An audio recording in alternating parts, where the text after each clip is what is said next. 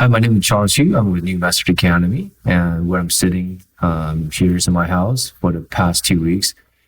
Here's where I work because all the institutions has moved to online.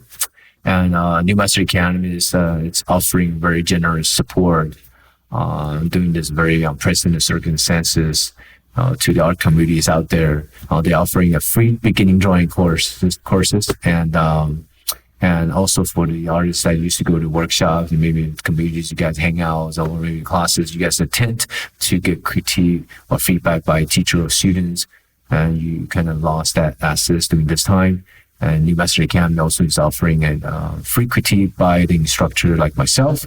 So if you like to turn your work and get some feedback, all you need to do is go onto New Master Academy website and go under the communities area and submit your work to the critique form.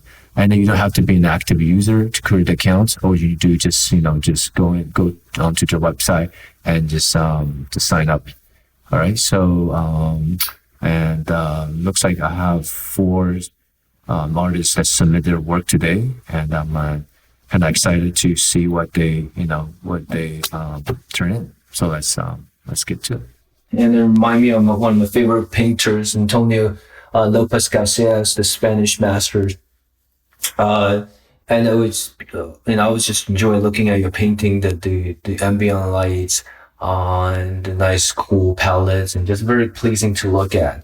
I think, it looks like you have some paintings, and your brushstrokes feels really confident, and the fruits on the left. It looks like apple or pear. This guy right there, that's I guess it's beautifully painted. So I was looking at it, and I started start finding some feedback I can give you, and it's not so much about your paint quality. I think it's mainly for this pieces, it's about the way you set up your still life, right? There are things you have done right, which you group these two fruits and in a group, which has, and also have an overlap, which is excellent. That's exactly what you need to do. And then you separate this vegetable, looks like a yam or a lotus. They just call it lotus. And you separate this guy, and also you're not just separating them by putting out to the side and putting out from the group. You're also separating it by using a different color temperature. We have obviously the cool gray, some cool greens, and then this has more of a warmer kind of ochre colors, right? So in terms of those two things you did right, the overlap, and also to have one object separating from it. But the first impression, if we're looking at this still life, and you're still gonna get a very horizontal format, which is everything lines up like this, right? So what happened is this way to set up, it almost are flat to the picture plane, right? Especially the bottom of this pear versus the bottom of this lotus is really similar. So everything I feel like there's not enough depth goes into the picture plane. What I mean going into your picture this way, and so that's why I think you can adjust your setup. I think mostly it's this lotus right here. If we look at another perspective from another view. So it looks like that's where your horizon line, your vanishing point is out there, and that's how you kind of gauge the audience, into your painting, right? Your purpose of painting is a window into your own story. So you wanted to take the viewer into your pictures. So what I would do with the lotus, instead of sitting up this way, I probably would go, I'm gonna pick another color. Again, I probably would set up this directions and drop the bottom of this lotus lower than the apple, and that way probably give a little more depth goes into your pictures. So let me let's just try that to see if that will work. So first thing I want to drop the lower, so I probably want to, let's say I'm going to set it right here, right? Maybe I want to crop, maybe I don't want to crop. I can afford to crop because we got, we got open space here. So I'm gonna, oh, the other thing, if you look at this open space and this open space is almost identical. And then, so let's just say,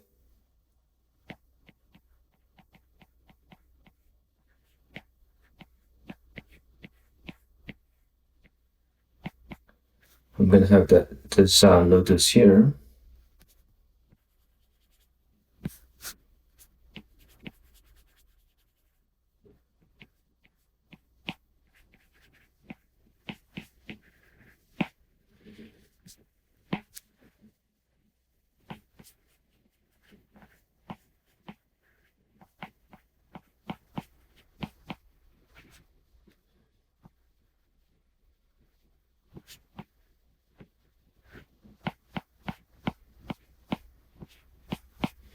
And then let's,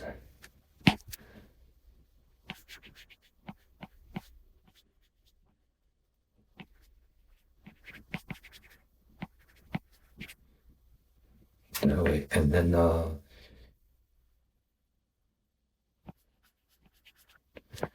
give a little stamp, like maybe point. Oops, oh, it's too thick. Like pointing, pointing at the potato.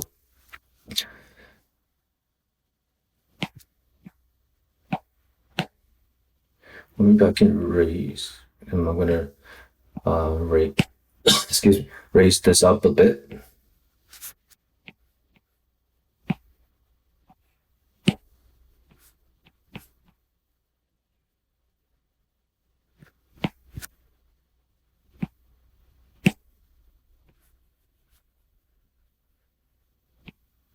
It's like a wave, right? It's a kind of wave into the potato. Everything to transition into the potato.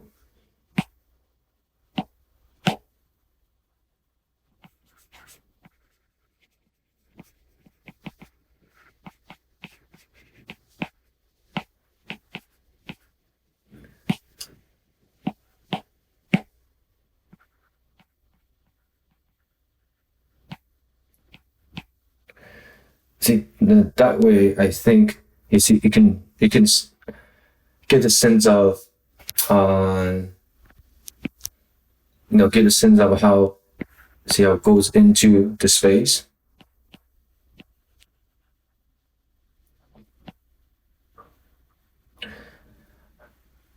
Right, and then you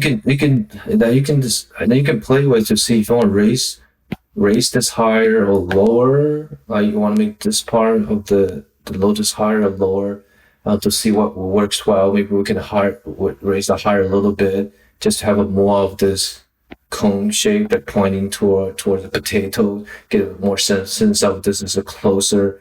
This is a closer to to the viewer, to the audience, and also help to create that foreshortening.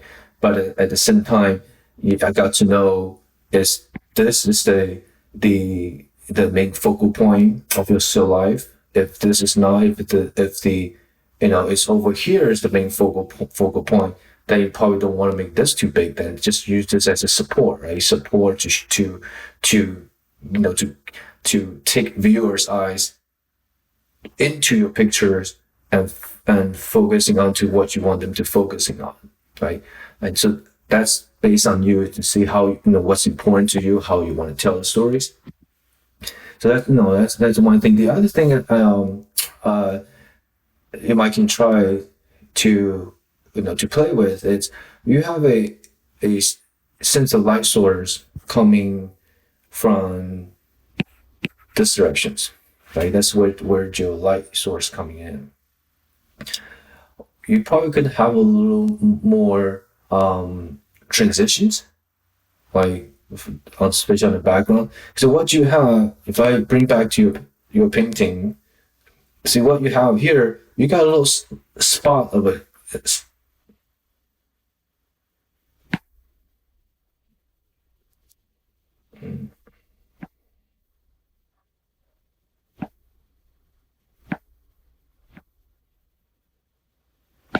You got a little spot of a gray here, a little spot of grays here, and then here's a little bit unclear, right? Maybe you can soften that edges a little bit, and then so this part, so this whole portion right here, it looks more a little bit spotty. It doesn't really quite serve as a some type of luminosity as how the light illuminate out into this atmosphere, right? So I think it can be a little more of a more smoother, gradations, right? And one thing I probably could do is also, I'm looking at the left lower corner of the tabletop. You probably definitely want to clarify that a little bit.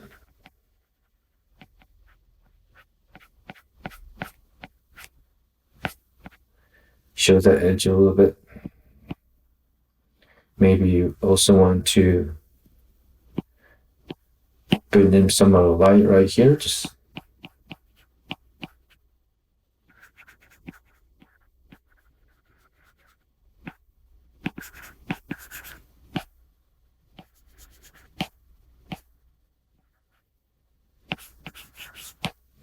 usually this edge will be probably gonna usually this hard edge might catch some of the highlights, and it fades in like what you have. And then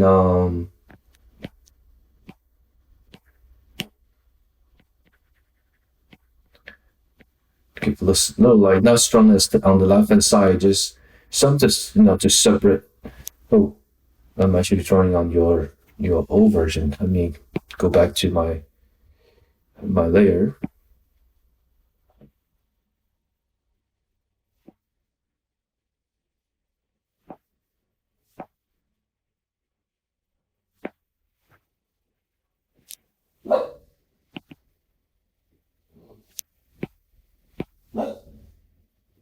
I think that's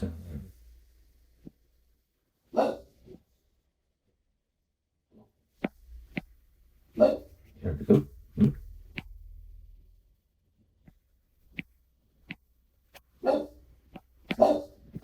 Okay. Sorry, I'm kind of a little bit new to this. Okay, so I would. Okay, now if I close this, okay. No, I can't. Anyway, so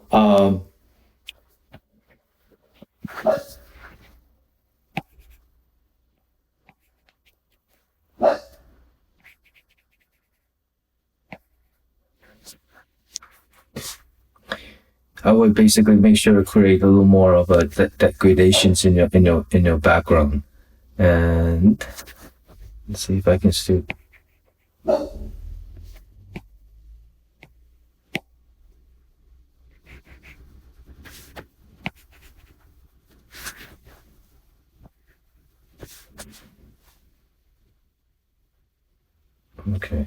Okay.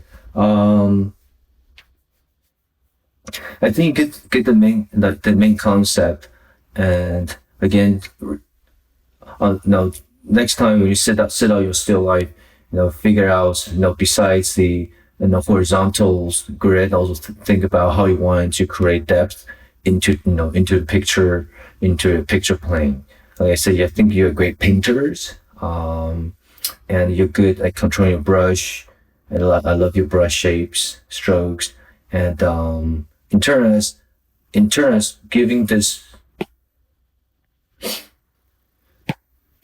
in terms of giving the gradation on the background, I think you can figure out how to do it. If you know, just like what you do with the lower part of this front part of the tabletop, you just give it a little more of a consistent gradations instead just kind of a little spot behind the fruit, and you try to set them out. But again, you have to think of the tonal, like more of a tonal idea. Hey Jeremy, what a beautiful painting here. There's few things I really liked what's going on in your paintings. I really like the. Let me open a layer. Oh, I really like what you do with all this the these like the reflection on the water, those those beautiful impressionist strokes. Those really nicely done. I think they works really well. And also like that nice turquoise blue, which is it's a beautiful color. And then in terms of the some feedback I can give you, to this particular paintings, I think mainly it's not so much about your color. I think you have pretty good sense of color choices. I think it's more about the value grouping, right? Because it was something that's also you might want to practice on, and you can simply practice on just with pencil values, which is pretty much the black and white, and then you can maybe before you start this painting, figure out what's that value grouping alike in the just a little thumbnail of a pencil sketch. The three main value: the light, the middle value, and the dark value, right? So you need to watch out things like, if I'm looking at her arm, in terms of the flow value right here, and her arm values, you can see it's really similar. It's almost identical, almost the same. In that sense, you're not really separating, so it's like there's not enough contrast. Versus if you look at your hair, like the light blue water versus versus dark hair, that immediately creates separation and create contrast, create depth, create a focal point, right? So when I say focal points, you have to know this is pretty much a solitude figure, just single figure with head turning back.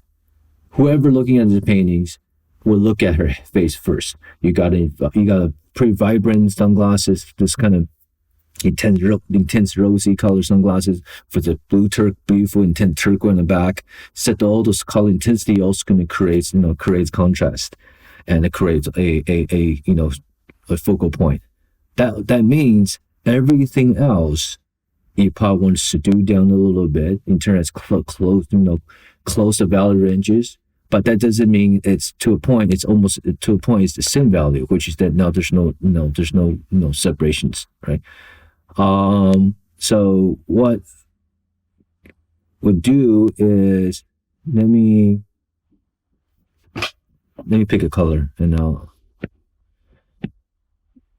let me going down.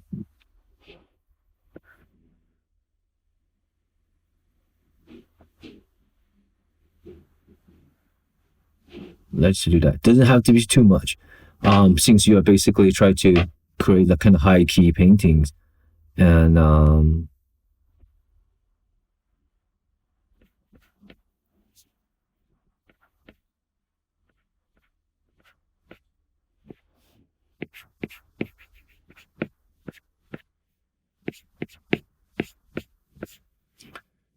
me pick a different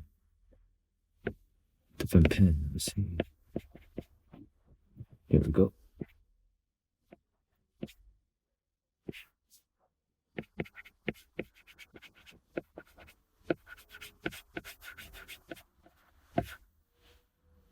You see how immediately her torso is separating out from the floor, right? Versus what you had before, we're just really close, value wise, range wise, very close, and it just kind of lost this, lost the separations, right? And it's not very extreme separations at this point. I'm not picking a very very dark floor. It's just somewhat slightly darker than what you have on on her arm of her torso, her torso value. So just enough to separate. But in this case, you don't want to make it into like an indoor studio type of value contrast, right?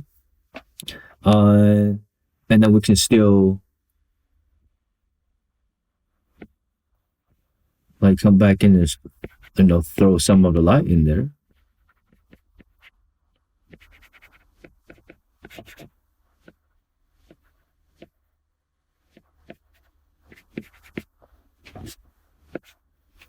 So it doesn't feel so opaque, right?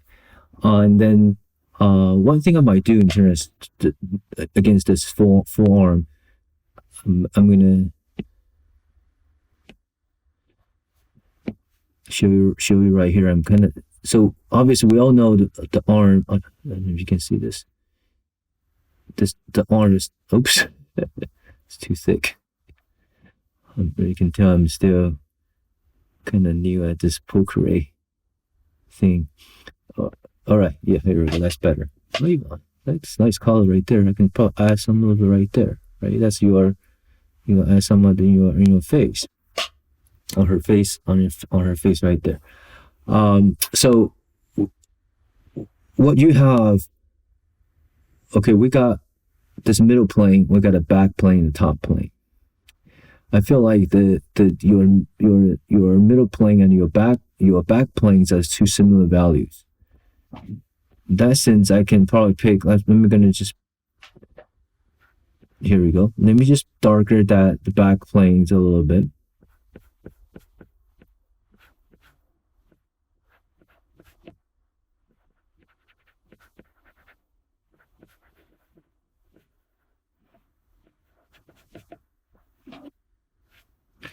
Again, creates a little more of a plane, separations on your, in your drawings. So now we can see top, middle, and the back, right?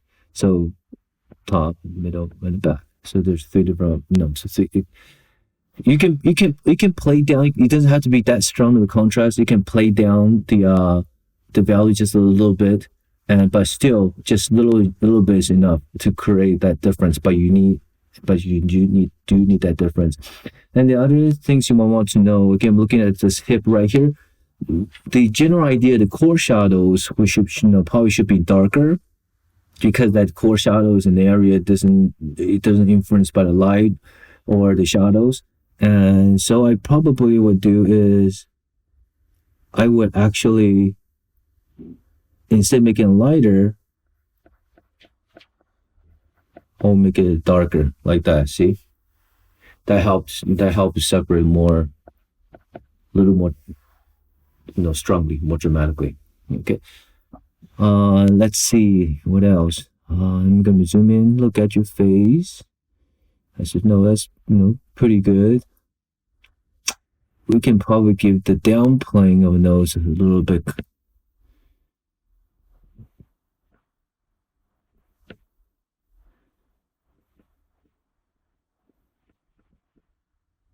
Maybe a little bit of shadows.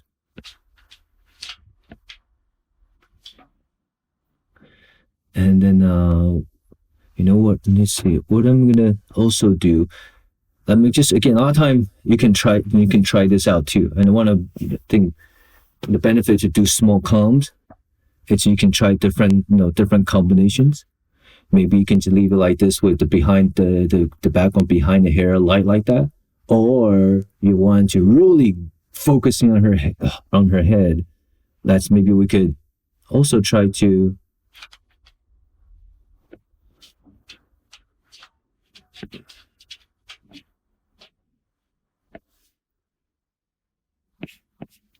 let's get a little bigger. Oh, make it a little bit lighter.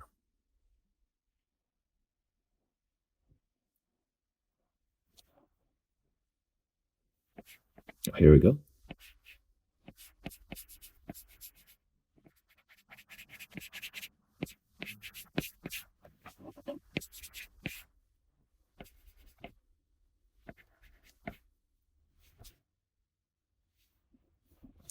and then same thing, throw some highlight.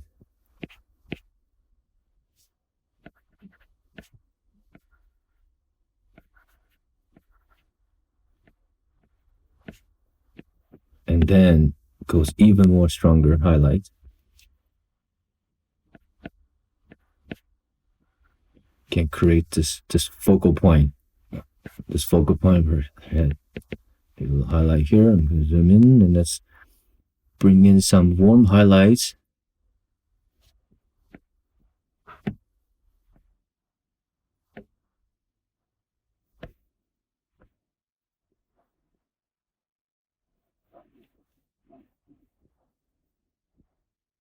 What? Sorry, that's not what I want.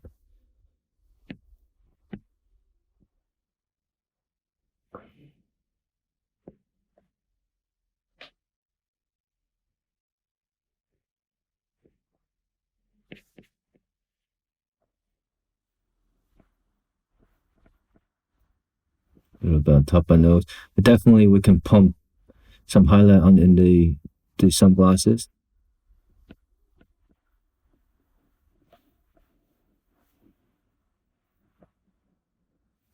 Oh, then the top of the shoulder, because that for sure is going to catch up some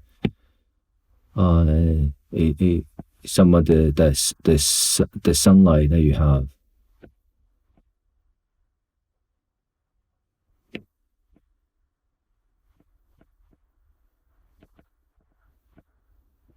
Brings that light up to show separation, to separate the cheek and the neck.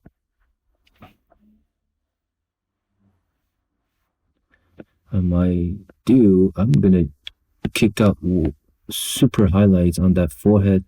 Where's me the hair? Right here, super highlight, just right here, and just to see how you look. And bring a little more on that glass frame, because you probably will, because it's a metal surface.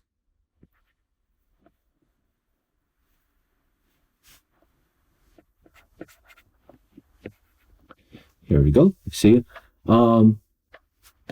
Again, the painting itself, what you show me is already, it's already excellent. What I'm doing now is just create some different type of value combinations.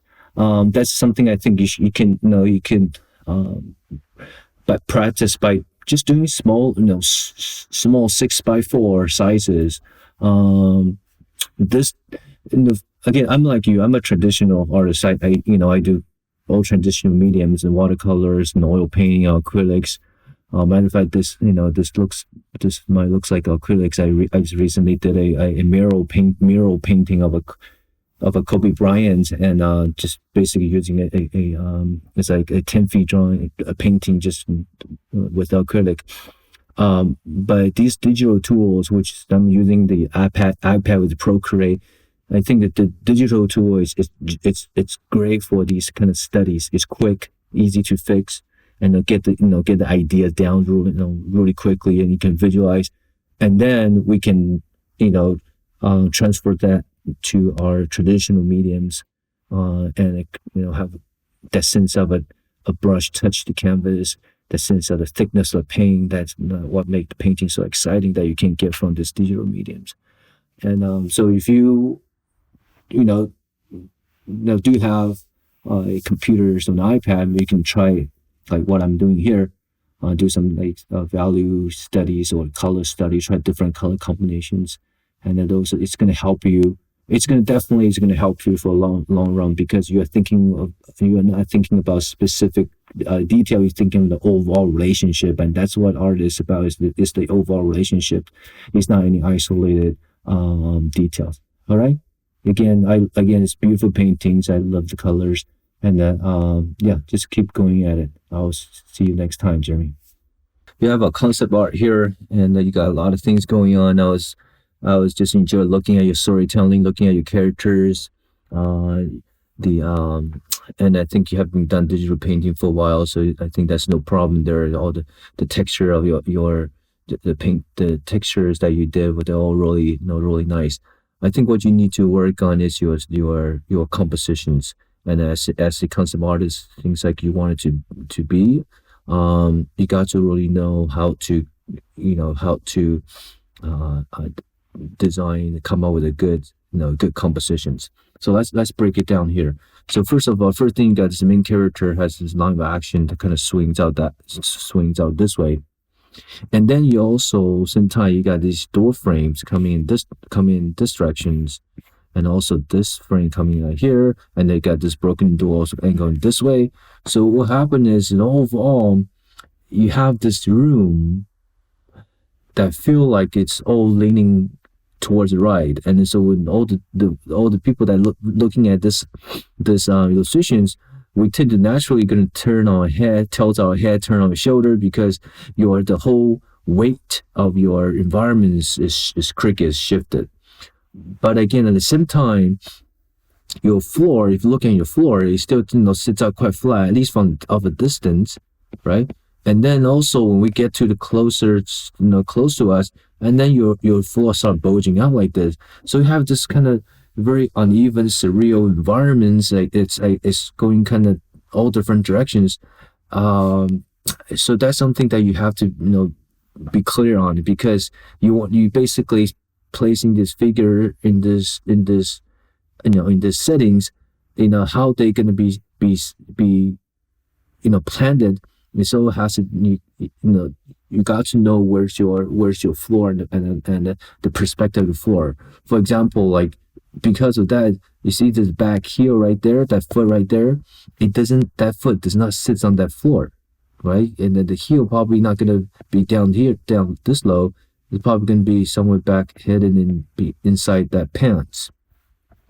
And so if we look at what's the overall of your your perspective, you have your floor. If I track your floor line, and looks like your perspective probably gonna be doing this, and so your horizon line is gonna be somewhere right here. Everything above that we're gonna be looking for underneath it, right? And hopefully when you start off these illustrations, you know that's where your horizon line is, because if you don't, because everything's in base of that, your designs, your shapes, your obviously with the angle, you're looking at the figures, all going to be based on the horizon lines, right? So that's first, very important. Second of all, what you have here in turn as I'm going to pick another color.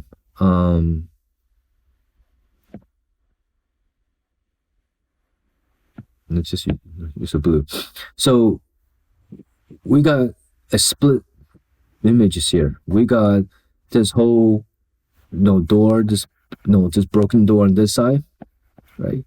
So the story, you always want to, Trish, always want to imagine you're looking from the viewer's point, not just also like with how you as an artist, that designer, and how they look at and how you want to tell the stories. So what do you mean by how the viewer look at it? You have the authority to direct how you want them to look at your work. You probably heard the term first read, second read, third read, or where that hierarchy up to your focal point, right? So everything that's set up has to base up that initial focal point is. So your story, it's about this group of this hero invent this space that breaking out this door, and probably gonna do something in this space. For me, if you look at what you have on this this right side, and this space right here, right? One thing, the momentum of this piece is coming out this way, right? So for me, the left side, this whole left side of the painting should be more dominant, because that's where the momentum go. We don't need to see that much of a door, to understand, all this, this girl just break through this iron door right here. All we need just a little bit of it. So what I'll do, I will crop this. I will crop that, And that's enough for us to know, okay, she broke that door. And plus, if you look at earlier, what you have from this point to here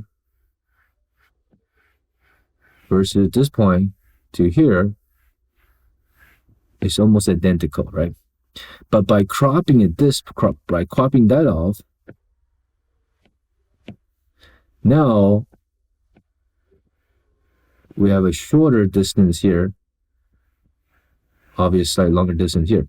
Even if I take it all the way to the end, it's now I got more of a dominant side and more of a kind of sub side right here, right? So that's going to make it different, because now you not equalize your importance of your elements in your illustrations. Now there is a dominant side. Obviously, everything on the left side is the dominant side. Okay, so that's the other thing. And let me get rid of some of these lines. So the other thing, when I'm also looking at this your illustrations, one of the things you probably also want us to look at is that, to understand that is, this character just broke the door. Maybe she punched that door open or kicked that door open, whatever, but she's adjusting her glove, right? There's some humanity there you want the audience to feel. She's adjusting that glove, pulling that glove, because, like I said, maybe she just punched that door. That's a storytelling right there. That's, like I said, there's an emotion in there. But at the same time, you got so much stuff around it. You got this characters that sits right. This character right here sits right next to it. His face tinging with that glove. You got this character right here is also very close to the glove. And we keep looking out. We got this right here, the broken wood pillar right there, that also very close to the figures. So everything, it's very scattered. Can you see, right? Everything is very scattered right here, right? So it's really hard to us to actually see that's what she was doing. Plus, if that's what she was doing, and that's what you want the audience to see, I would definitely make the hand and glove bigger, right? You won't hurt. Plus, her hand's probably a little bit closer to the viewer than her head anyway. So the thing I would do is I probably would get rid of these character behind.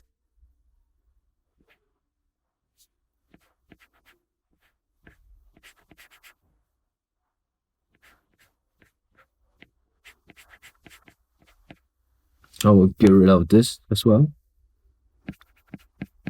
Or maybe just shorten it a little bit.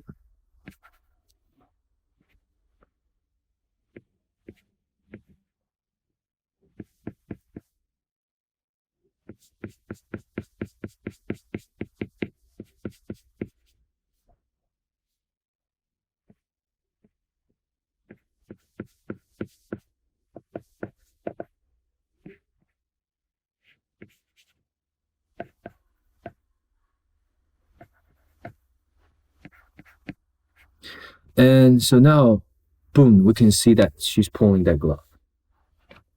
That start engaged to the audience. Okay, that's why she probably just punched that door open, right? She probably just knocked that door, knocked that door and hard and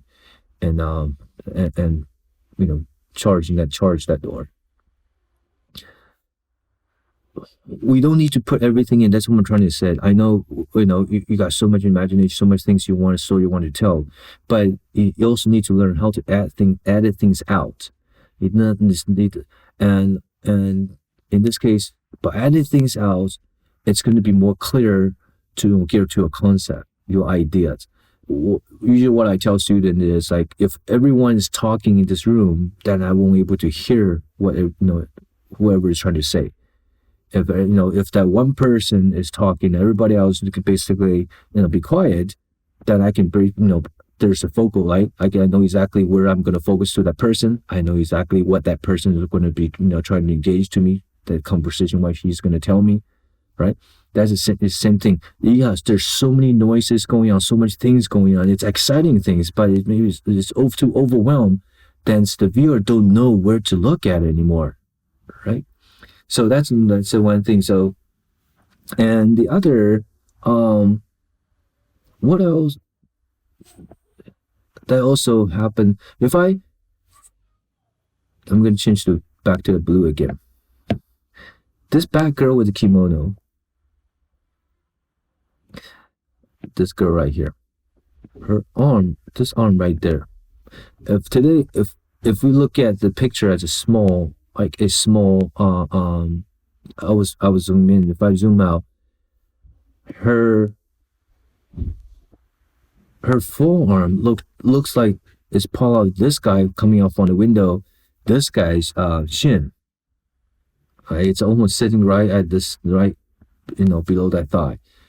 And again, you probably was trying to do is, or maybe that's I assume that's what you're trying to do. Create a passage from this guy, like into this girl, and maybe to this kind of muscular characters.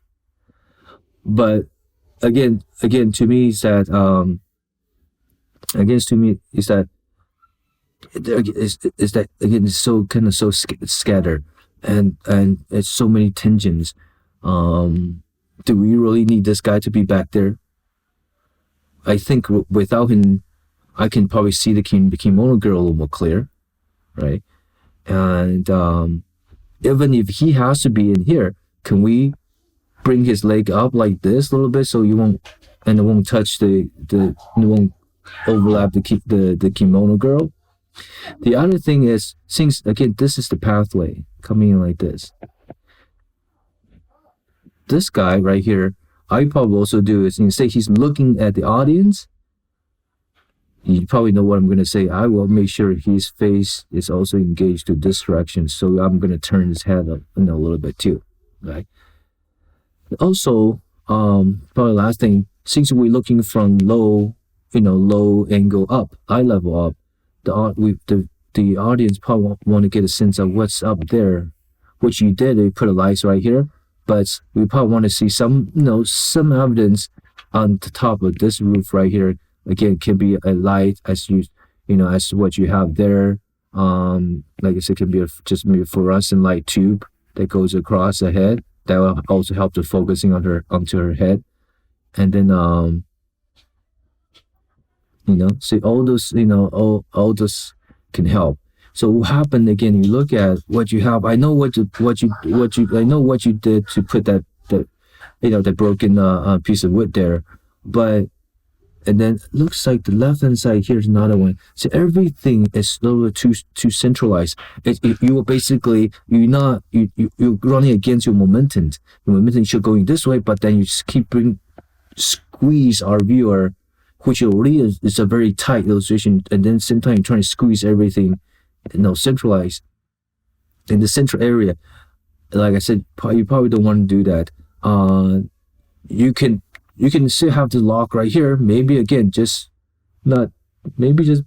stop right there. I know maybe if you want to put another one, again, it's really hard to see. See, the toe almost feel like tangent to that. It can overlap. Again, you can overlap the log. And then so this comes in, this one exit out, right? But not going towards the middle. Right, so I hope this will help you, and then so I think my it's just thumbs up. It's like again, I think you're a great artist, you're really good at painting digitally. Work on your composition. Look at artists that you like to see. Is to ask questions, how to edit things out, what to put in, and again, how do you create that hierarchy? The momentum of your compositions. All right, Tracy, good job, and I'll probably see you next time. I see you have a witchcraft characters here. I like your dynamic color choice, and I also like your costume. But I do see some issues I'm going to go over with you today.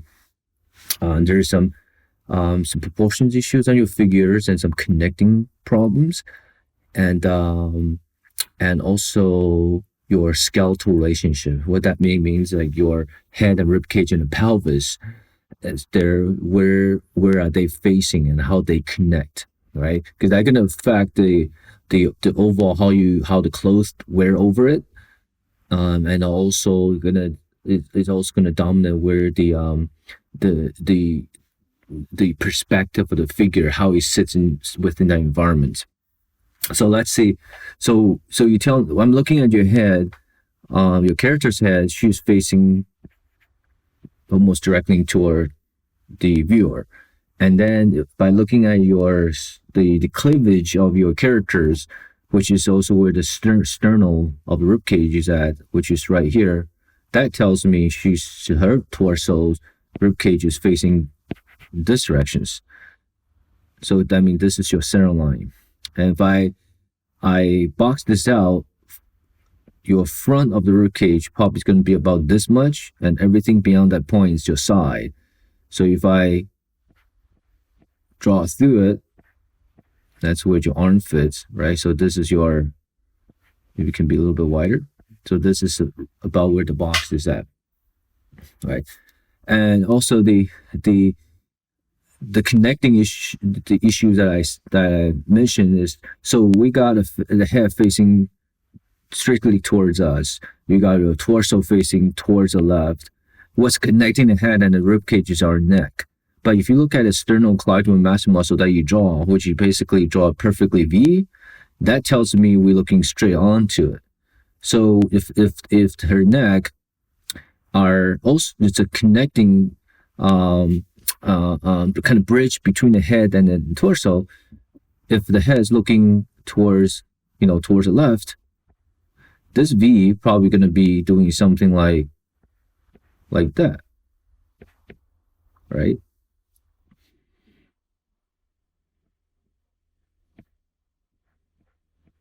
See, now they're going to connect. So if I follow down to your buckle of your belt, if you look at the belt, again, it's a perfect V. The buckle sits right in the middle of those pictures. So what does that tells me? Also, is I'm looking straight onto her belly area. But then if I keep following down and start looking down to your knee, then your one of knees here, the other knee is right here. That tells me we actually looking at this perspective. So if that's the case, if I imagine where the femur bone, the leg bone, inside,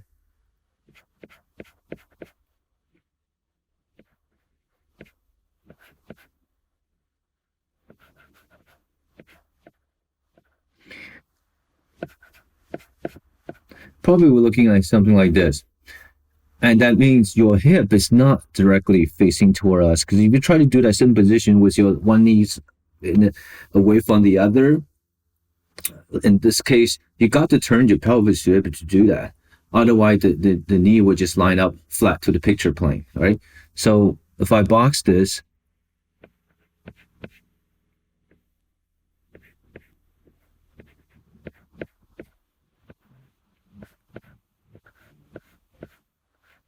that's your hip, right? And here's the edge, here's the front, here's the side. And again, if I continue coming down from the knee, also because the knee is lined up in the sense of there's a vanishing point, right? It's going back this way. So you probably know what I'm going to say. Your foot is not going to sit flat like this next to each other. Besides for alignment reasons, because right now this foot is going to be back here and this will be up here, and also for this design, it's not good for design purpose because you never want to create a pose that kind of looks flat like this, which is the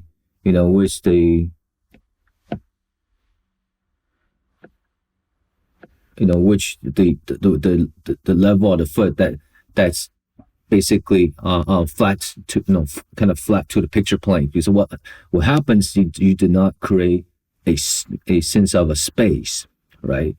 You try to create a space by telling us like her rib cage, like her rib cage is turning one way. We're looking at a 3/4, like I showed you earlier, 3/4 rib cage, and then you try to show me she's turning her pelvis too, right? You do try to create space, right? So that means the foot is a it's important evidence to show where that space is, because it plans on that environment, right? So either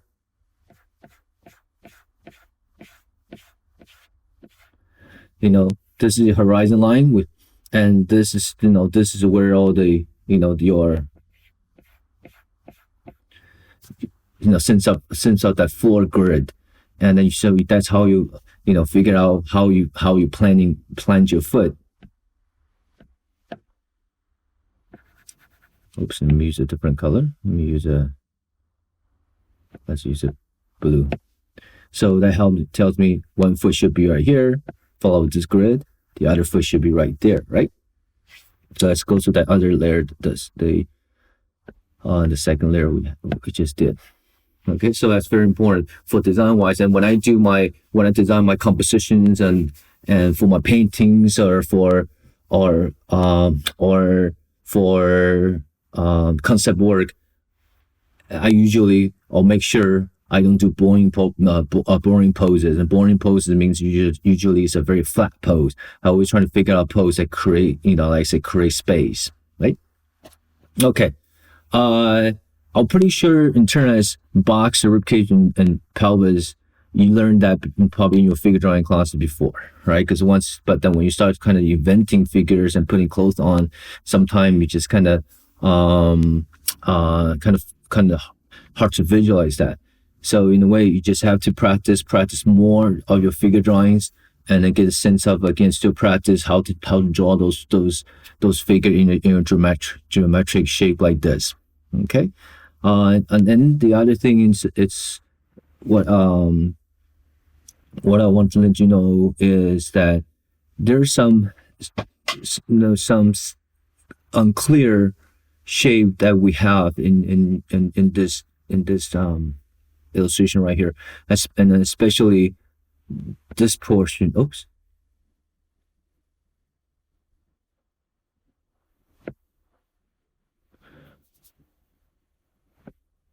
Hold on. Here we go. Bring that back. Especially this part of your costume right here, and even down here a little bit. You see how kind of fuzzy it is? See how here's much better, right? You need to make sure everything needs to be somewhat close as this, and over on below her left arm, because yes, you might hear some teachers and artists tell you everything doesn't have to be all kind of sharp and in focus, just like a camera. There's an area that would be kind of the focus, in some other area might be a little, it's kind of out of focus, which create that, given even more of that spatial, the space feel. But the thing is that there's also the things about, like, clearly in terms, be clear on your shape designs, and then you can soften the edge of that shape to make it kind of sit back. But if the overall, the shape is not clear, then the audience will get confused, right? And also because the way that what's designs about, so it's all about two-dimensional shapes, right? It's not so much a three-dimensional structure. That comes after. I can turn this two-dimensional shape into a three-dimensional structure. That's not hard. But in terms, what people look at first of your artwork is the silhouettes, right? Silhouette is two-dimensional, the negative space versus positive space. So what I would do is,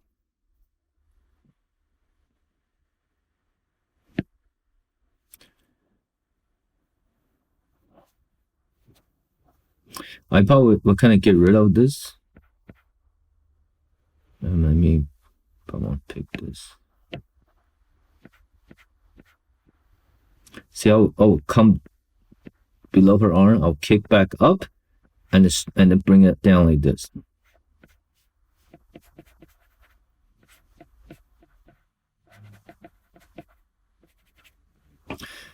And over on the right side, same thing. I'm going to be pretty careful. Pay attention on my negative space.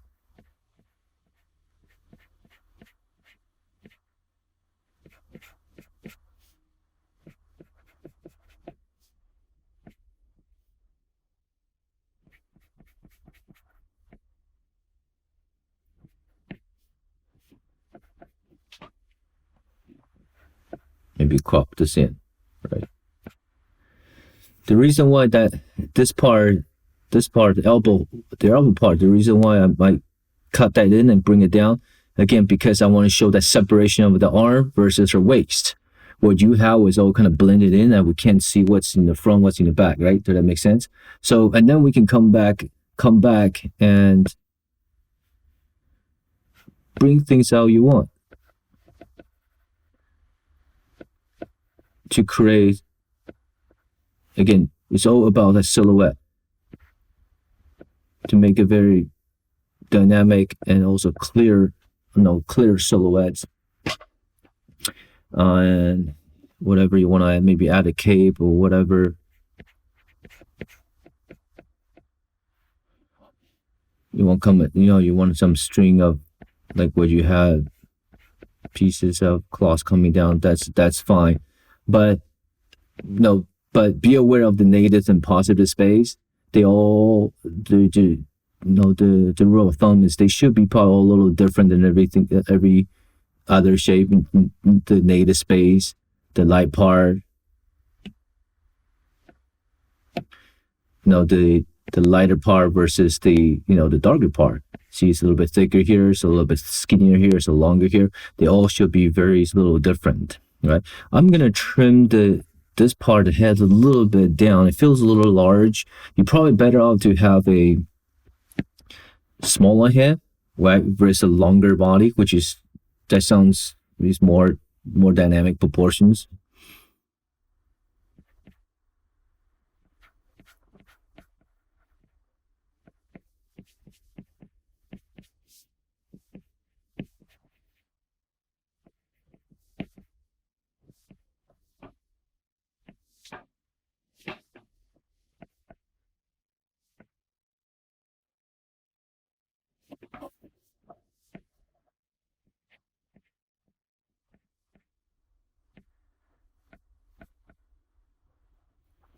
And then I'm gonna bring some highlight in.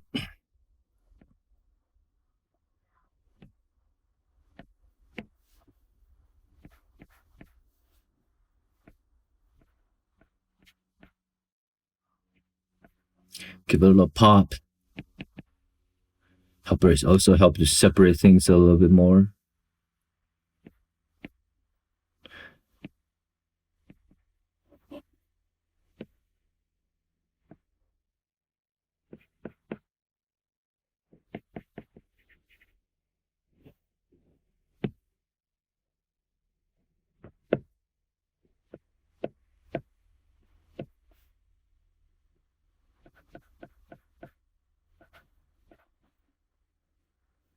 Right.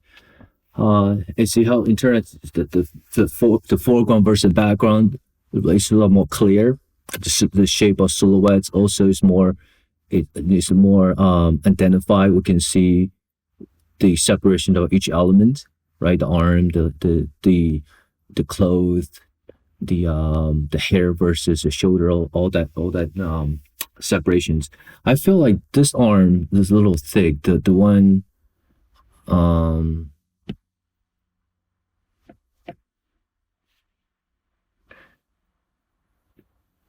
this right here, this bicep here, it's a little thick.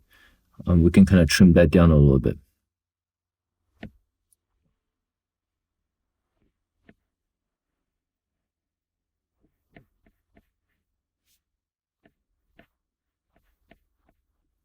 And then let's Give a little bit of darker value for the shadow, for the shadow plane.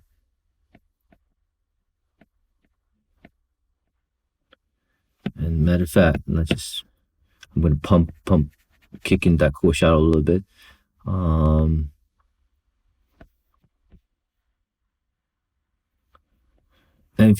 let's look at right here. You see how the shape that you design of that forearm kind of guard.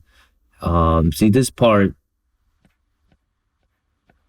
what you have for two things. First of all, you're not really indicating the volume of the hand, right? The hand should be wrapped around. And second of all, one other thing I wanted to tell you is very, very important. It's about have a sense of a idea what you try to compose. Right? No, it's like it's like a theme of the stories. You got to have or a movie. You got to have a sense of what this character is about and what you try to proceed to the audience. This is about this. When I look at this drawing, beside she's a witchcraft, I also notice that flame within her hand, which is it's an intense glowing, this rose colors, which is which is going to draw people's attentions. Then, but I realized one of the issues it's in this work is that you have such a great draftsmanship, and I think everything that you render is so beautiful. Everywhere, the hair, the face, the cloth, the materials, the reflection is beautiful done. But the problem is because everything is rendering up the equal qualities and finish, so the attention kind of spreads out, right? You got to get a sense of you have to sacrifice certain things. Sacrifice means the degree of clarity or the edges. Doesn't mean just going to be like it's just going to take things out or make things feel very, very unclear or sketchy. If the element has to be in there because for story content, it obviously has to be there, right? But you need to get a sense of where's that hierarchy of how you want a viewer to to look at your piece. This is the focal point. Everything that you are trying to serve is to basically create the viewer to look up to that point, right? So again, back to this thing, the shield on the back of her hand.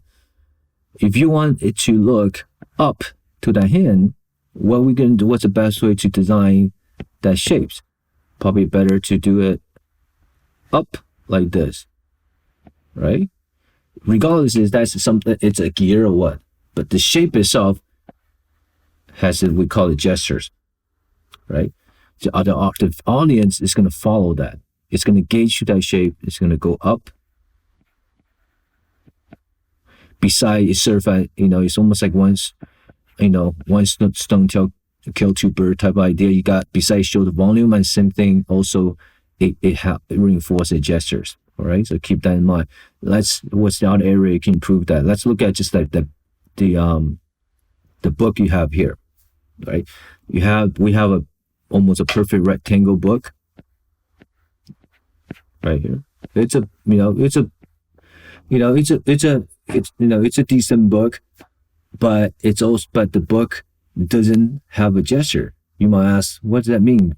The book has gestures? I thought only organic stuff has gestures. Again,